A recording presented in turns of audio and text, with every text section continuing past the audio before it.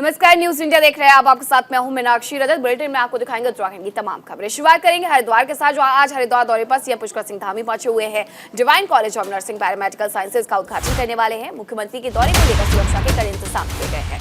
11 बजे हरिद्वार पहुंचे हुए हैं सीएम धामी। मौके पर कई नेता भी मौजूद हैं। इस वक्त ये बड़ी खबर आपको बता रहे हैं, जो मुख्यमंत्री पुष्कर सिंह धामी हरिद्वार दौरे पर पहुंचे हुए हैं। डिवाइन नर्सिंग कॉलेज का उद्घाटन करेंगे और उनके दौरे को लेकर के सुरक्षा के कड़े इंतजाम भी किए गए हैं। 11 बजे हरिद्वार पहुंचे हैं सीएम धामी। मुख्यमंत्री पुष्कर सिंह धामी आज हरिद्वार के दौरे पर हैं और इस दौरान कई नेता भी पहुंचे हुए हैं। 11 बजे वो पहुंच चुके हैं। मुख्यमंत्री के दौरे को लेकर के सुरक्षा के कई इंतजाम किए गए हैं, कड़े इंतजाम किए गए हैं। डिवाइन नर्सिंग पैरामेडिकल का उद्घाटन करेंगे।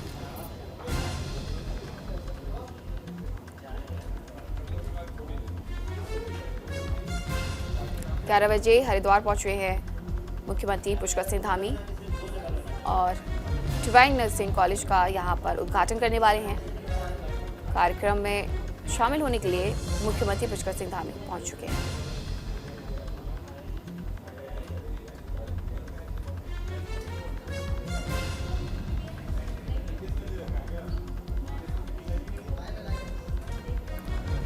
ग्यारह बजे हरिद्वार पहुंचे हैं मुख्यमंत्री पुष्कर सिंह धामी और यहां पर डिवाइन नर्सिंग पैरामेडिकल का उद्घाटन करने वाले हैं। कई और नेता भी यहां शामिल होने के लिए पहुंचे हुए हैं। मुख्यमंत्री पुष्कर सिंह धामी का हरिद्वार दौरा है, इसलिए सुरक्षा के कड़े इंतजाम भी किए गए हैं।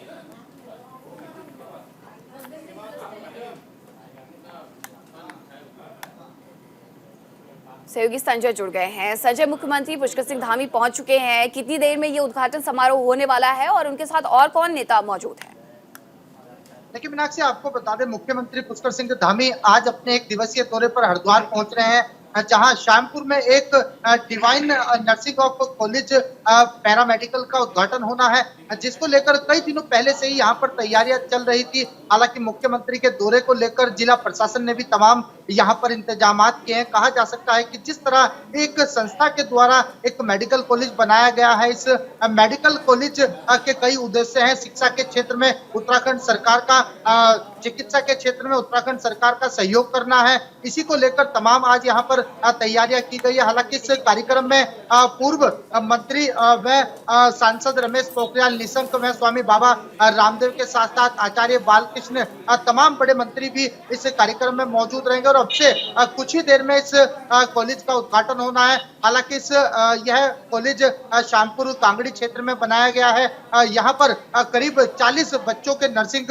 कॉलेज की सीट रखी गई है और तमाम यहाँ पर चिकित्सा के क्षेत्र में किस तरह उत्तराखंड सरकार का सहयोग करना, इन सब बातों को ध्यान में रख के इस कॉलेज का उद्घाटन किया जा रहा है। नर्सिंग कॉलेज का उद्घाटन करने के लिए खुद मुख्यमंत्री पुष्कर सिंह धामी आ रहे हैं।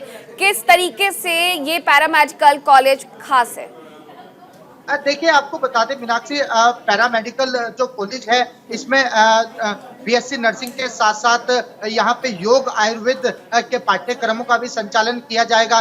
कहा जा सकता है कि जिस तरह से दिव्य सेवा प्रेम मिशन संस्थान है, वह करीब 25 सालों से चिकित्सा के क्षेत्र में लगातार निरंतर कार्य कर रहा है और एक के बाद एक जो चिकित्सा में सहयोग हो सकता है वो उत्तराखंड सरकार का कर रहा है। और आज इस कॉलेज बन रहा है, इसका आज उद्घाटन है। इसको लेकर कई दिनों पहले से ही यहाँ पर तैयारियां थी और आप देख सकते हैं किस तरह से यहाँ भव्य तैयारी की गई है। कहा जा सकता है कि यहाँ पर बीएससी नर्सिंग के साथ साथ जिक्र किया कि इसे एक संस्था के द्वारा बनाया गया है। कौन सी वो संस्था है जिसके द्वारा इसका निर्माण किया जा रहा है?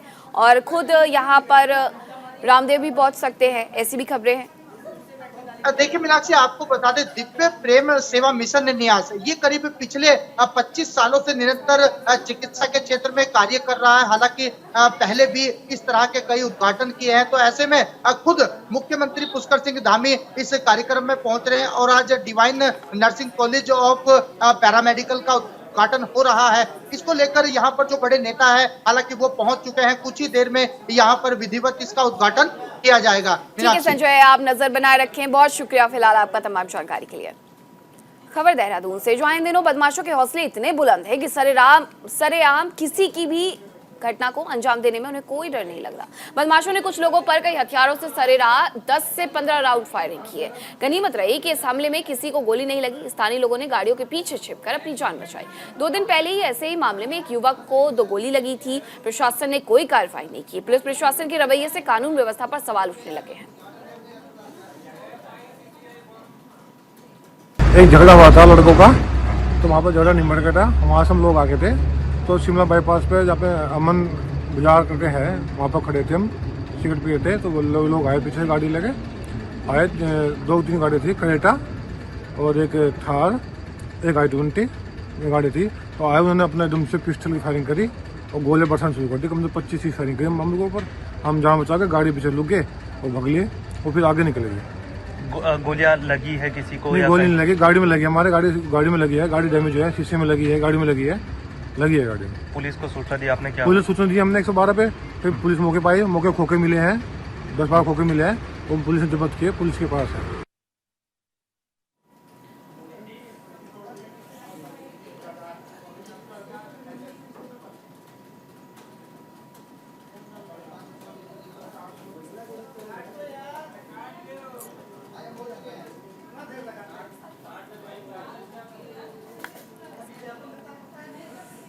और मुख्यमंत्री पुष्कर सिंह धामी की तस्वीरें आपको दिखाते हैं, जहां जापानीज कार्यक्रम में वो शामिल हुए हैं और यहां अवार्ड भी वितरित कर रहे हैं। जितने इस प्रकार के फोरम्स हैं, जैसे जापानीज डे का, उसको राज्यों के साथ जोड़ने का हम प्रयास करते हैं। और मूलतः ये सभी हैं, चाहे वो पर्यटन से निवेश से संबंधित हो या IT से संबंधित हो या हॉस्पिटैलिटी से हो, जिन राज्यों का सारे partnership country itself, but beyond that, they also want to extend their cooperation with the state government, and that very series they have come to have a dialogue. तो आज दिन भर का कॉन्फ्रेंस है, का भी है, स्टार्टअप्स का भी है, IT का भी है, आपके पास है। मतलब बाकी इम्पोर्ट में तो हम very good capital for IT enabled services जो आपके इनिशिएटिव्स रह सके। तो हमारे डेलीगेशन में सिंगल साथ हैं भाई, इनसे हम लोगों का बहुत आनंद लगा का स्वागत करके we can someone later would translate.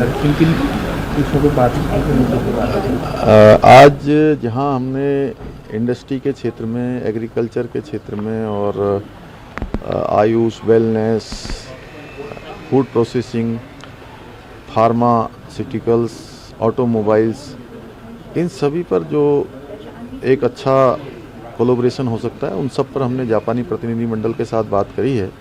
इसके साथ साथ हमने जो डिजास्टर मैनेजमेंट है, भूकंप रोधी जो टेक्निक है, और हर साल आने वाला हमारे यहाँ पर डिजास्टर है, आपदा है, उसके संबंध में भी ज्वाइंट एक उनकी टेक्निक यहाँ पर किस प्रकार से हमारे लिए कारगर हो सकती है, उस पर भी मैंने कहा है कि हम काम करना चाहते हैं। तो उन्होंने अपनी सहमति दी है कि आगे बढ़ेंगे इस पर।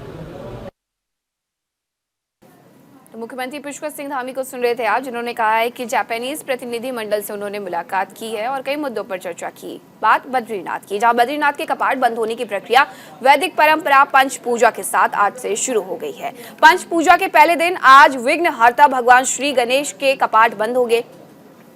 साथ ही विशेष अभिषेक, पूजा और भोग के बाद भगवान श्री गणेश के कपाट शीतकाल के लिए बंद कर दिए जाएंगे। हालांकि 5 दिनों तक बद्रीनाथ धाम में ये पंच पूजाएं चलेंगी। भारी बर्फबारी के बावजूद तीर्थ यात्रियों में उत्साह देखा गया है और दर्शन पूजन के लिए श्रद्धालुओं का तांता लगा हुआ है। बद्रीनाथ धाम के कपाट आज बंद और पंच पूजा के साथ कपाट बंद हुए हैं।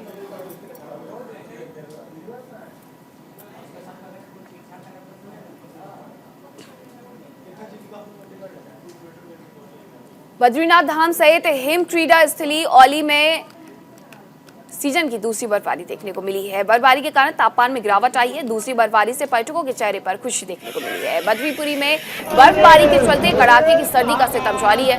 साथ ही बर्फबारी के बाद भी श्रद्धालुओं में आस्था को लेकर उत्साह देखने को मिला है। ठंड और ठिठुरन में भी सिंहद्वार के आगे मंदिर परिसर पर तीर्थ यात्रियों की भीड़ उमड़ी है।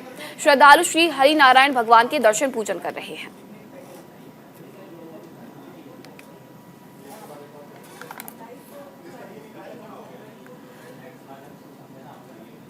चमोली से सहयोगी पुष्कर सिंह नेगी जुड़े हुए हैं। पुष्कर, यहाँ बर्फ की चादर देखने को मिल रही है, लेकिन बावजूद इसके जो भक्त है, श्रद्धालु है, उनका तांता भी अभी लगा हुआ है। देखिए मीनाक्षी, आपने सही कहा कि बर्फबारी के साथ साथ जो है यहाँ पे जो है पर्यटक पहुंचते हैं। बद्रीनाथ धाम में जो है हजारों की संख्या में अभी भी जो है लोग यहाँ पे पहुंचे हुए हैं, भगवान बद्री विशाल के दर्शन कर रहे हैं। हालांकि आज से जो है भगवान बद्री विशाल के कपाट बंद होने की जो पंच पूजा है वो भी प्रारंभ हो गई है, क्योंकि विभिन्न पड़ावों में जो है 18 तारीख का जो पूजा अर्चना होगी, चाहे आप गणेश मंदिर की आप बात कर लीजिए या घंटाघर मंदिर की बात कर लीजिए, लेकिन बर्फबारी का दौर, मौसम की दुश्वारियां भी जो यहाँ पे देखने को मिली कि जो पर्यटक यहाँ पे पहुंचे हुए हैं, बर्फबारी हो रही है, चाहे आप होली की बात कर लीजिए या आप जो है बद्रीनाथ धाम या नीति हो गया, गमसाली हो गया, तमाम तरह जो ऊंचाई वाले क्षेत्र है जनपद चमोली के, लगातार यहाँ पे बर्फबारी हो रही है और यात्री भी यहाँ पे पहुंच रहे हैं। हालांकि अगर मैं जनपद चमोली की बात करूँ तो जनपद चमोली में पिछले 2 दिनों से लगातार जो है ऊंचाई वाले क्षेत्रों में बारिश और बर्फबारी का दौर जारी है और यात्री जो है जमकर जो है बर्फबारी का आनंद ले रहे हैं। अगर रुद्रप्रयाग जिले की अगर बात कर जाए तो चोपता वाला एरिया में भी बर्फबारी हुई है। अगर मैं धनौल्टी की बात करूँ या उत्तरकाशी पुष्कर, देखने को ये मिलता है जी, पुष्कर देखने को यही मिलता है। उत्तराखंड के ऐसे कई इलाके हैं, ऊंचाई वाले क्षेत्र है जहां पर बर्फबारी होती है और बर्फबारी के वक्त में वहां पर रहने वाले जो लोग होते हैं वो भी ऐसे इलाकों में चले जाते हैं जहां बर्फबारी से बचा जा सके, ज्यादा ठंड से बचा जा सके। क्या यहाँ के लोग भी इसी तरीके से विस्थापित हो जाएंगे आने वाले वक्त में?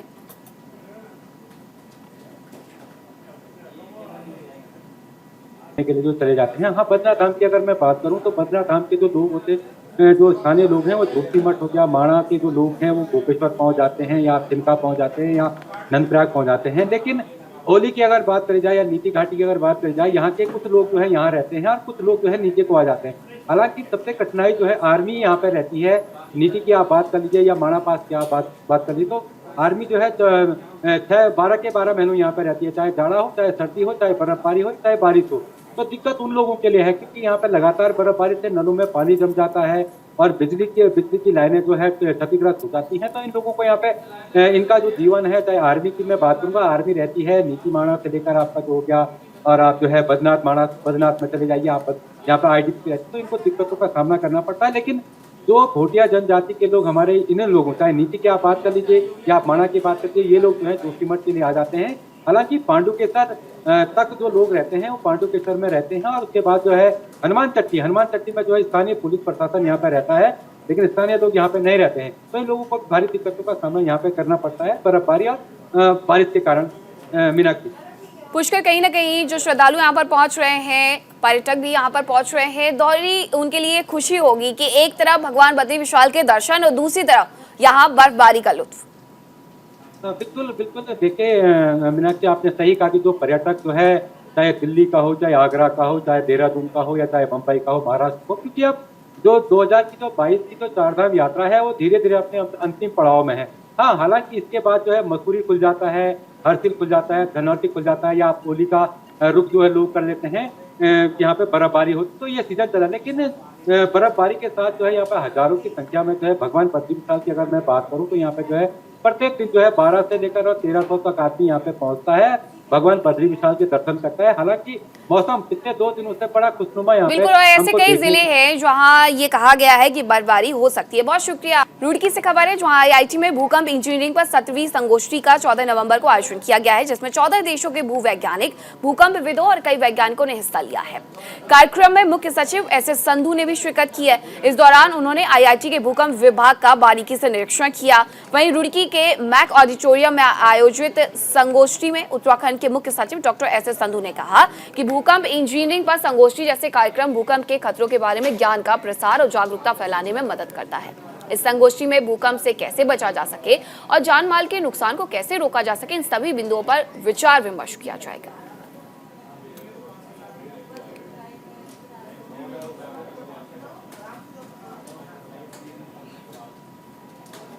इंजीनियरिंग था जिसमें 14 देशों के लोग आए हुए हैं और अर्थक्वेक से कैसे निपटना है, कैसे उससे बचाव करना है, अगर आ जाता है तो क्या क्या प्रिकॉशन लेनी है, इस पे विचार विमर्श हो रहा है।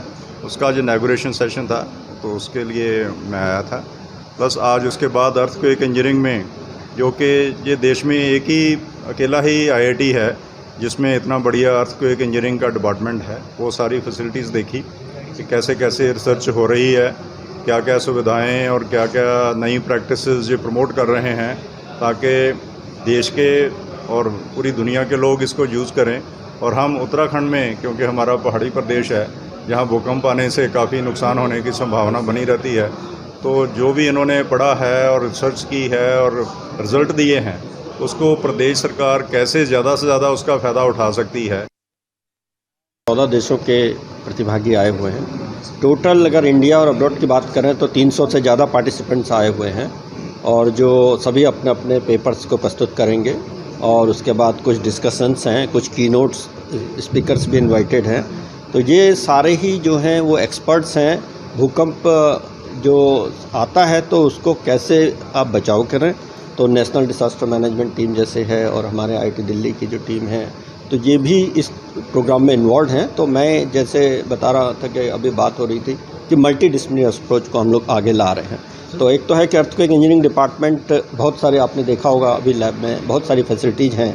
तो किस इम्पैक्ट का भूकंप आता है और उससे कितनी डैमेज होती है, और उसके लिए नई तरह की बिल्डिंग्स कैसे बनाई जाएँ जिससे इम्पैक्ट का असर ना हो भूकंप पे। तो वो उससे कई चीज़ें जो हैं वो हम रिसर्च कर रहे हैं। उसके बाद नई तरह की बिल्डिंग्स डिज़ाइन जैसे जो हो रही हैं उसको कोशिश।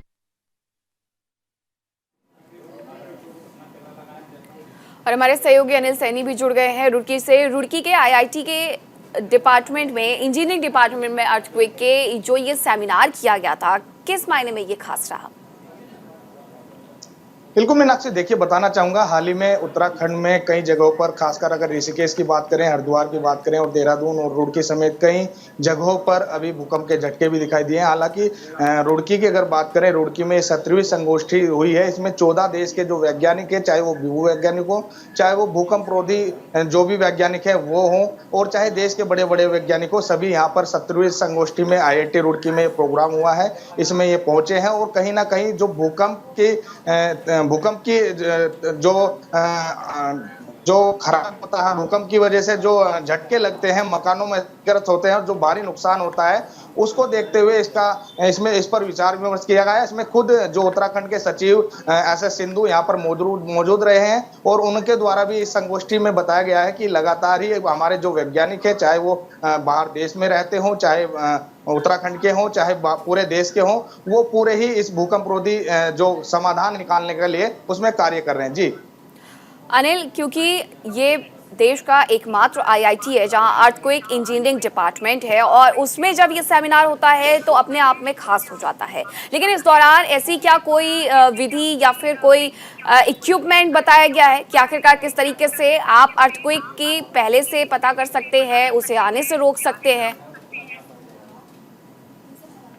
बिल्कुल, देखिए मीनाक्षी, मैं आपको बताना चाहूंगा, कल जब ये प्रोग्राम हुआ है, प्रोग्राम में SS सिंधु यहाँ पर पहुंचे हैं, और खुद IIT के जो वैज्ञानिक है, भूवैज्ञानिक है और जो भूकंप रोधी वैज्ञानिक हैं, उनके द्वारा एक एग्जाम्पल के तौर पर यहाँ पर SS सिंधु सचिव जो हैं उनको दिखाया गया है कि किस तरीके से हम जो इस तकनीक पर काम कर रहे हैं, किस तरीके से वो मकान बनने चाहिए, किस तरीके से नहीं बनने चाहिए, उस पर एक ट्रायल भी किया गया है, जिस पर SS सिंधु काफी खुश नजर आए हैं। और साथ ही साथ आपको बताना चाहूंगा कि उत्तराखंड के साथ साथ पूरे देश के ही जो वैज्ञानिक है वो IIT रुड़की से जुड़े हुए हैं, और जितने भी भूकंप रोधी जितने भी जो सामान दिए जाते हैं, या जो ईंट है, या उनमें जो भी सामग्री लगती है, उन पर कार्य लगातार जारी है। और साथ ही बताना चाहूंगा कि IIT ठीक है, और ऐसे में 14 देशों के वैज्ञानिक एक ही जगह एकत्रित हुए और चर्चा की। बहुत शुक्रिया आपका अनिल, तमाम जानकारी के लिए।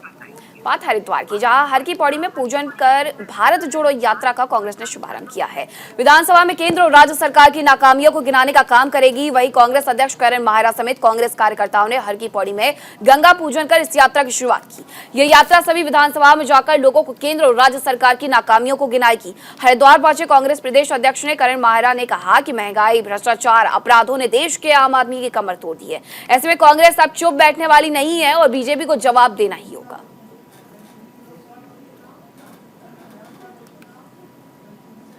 हमारे आदरणीय नेता राहुल गांधी जी पदयात्रा कर रहे हैं पूरे भारत में, और उसी के तर्ज पर उत्तराखंड भी अपनी अलग अलग यात्राएं निकाल रहे हैं। और हमने तय किया है कि 14 से 19 तारीख तक, इंदिरा जी के जन्मदिन तक, हर जिले में पूरे प्रदेश में इस तरीके के कार्यक्रम चलेंगे। हमारा मुद्दा है गिरती हुई अर्थव्यवस्था। जो डॉलर 60 रुपए का कांग्रेस छोड़ के गई थी, 83 रुपए का हो चुका है। लोगों की जेब कब कट रही पता ही नहीं चल रहा है। वोटों के ध्रुवीकरण के चक्कर में बीजेपी ने जिस तरीके से आपसी सौहार्द खराब किया है, लोगों की गंगा जमनी तहजीब को जो हमारे देश की थी उसको खत्म करने का काम किया, उसको दोबारा जोड़ने का प्रयास हम लोग कर रहे हैं।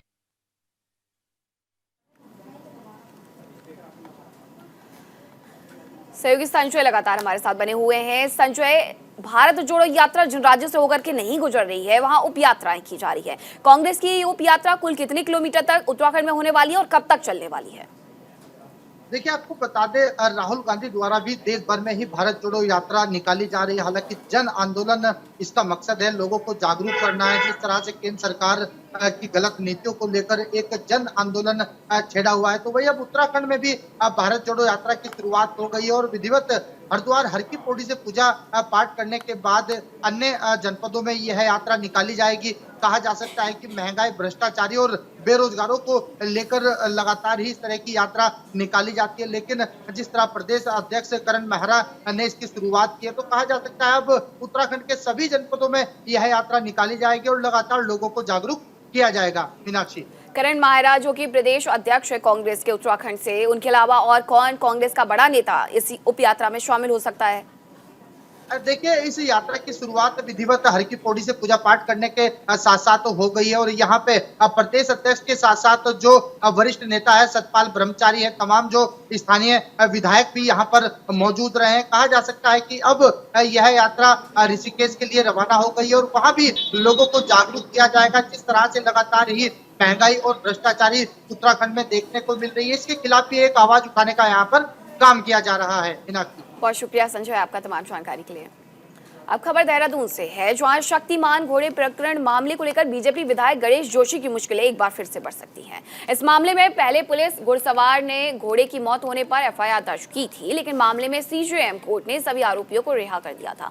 लेकिन देखने वाली बात यह है कि देहरादून के रिटायर्ड आर्मी कर्नल ने इस मामले में पुनर्विचार को लेकर याचिका दायर कराई है, जिससे गणेश जोशी की मुश्किलें बढ़ने के आसार हैं। ये जो चोटिल घोड़ा था शक्तिमान, ये एसआई पद प्राप्त था पुलिस में, और पुलिस में जो एसआई पद प्राप्त था ये, तो इसके चोट लगने के बाद दुर्घटनावश इसकी मृत्यु हो गई थी। इसका पूरा विचारण चला था माननीय सीजेएम साहब के कोर्ट में, और वहाँ के बाद पूरा विचारण के बाद जिसमें कुछ खामियां रह गई थी, जिस वजह से सत्य जो है वो पूरी तरह से प्रदर्शित नहीं हो सका था, और कुछ सबूतों का, साक्ष्यों का भी अवलोकन होना शेष रह गया था, कुछ गवाह भी शेष रह गए थे, जिससे एक पब्लिक स्पिरिटेड पर्सन है, आर्मी रिटायर्ड एक है, जिन्होंने अपील के लिए मुझसे कहा और मैंने अपील आज योजित की है माननीय। और तस्वीरें आपको हरिद्वार की दिखाते हैं। मुख्यमंत्री Pushkar Singh Dhami nursing medical college का उद्घाटन करने के लिए पहुंचे हुए हैं। Divine college of nursing and paramedical का यहाँ वो उद्घाटन करने वाले हैं। यहाँ योग गुरु रामदेव भी उपस्थित है और साथ ही पूर्व केंद्रीय शिक्षा मंत्री और उत्तराखंड के पूर्व मुख्यमंत्री रमेश पोखरियाल निशंक भी यहां उनके साथ मंच पर मौजूद हैं। दिव्य प्रेम सेवा मिशन, जिसके द्वारा इस कॉलेज की आधारशिला रखी गई और अब उद्घाटन समारोह।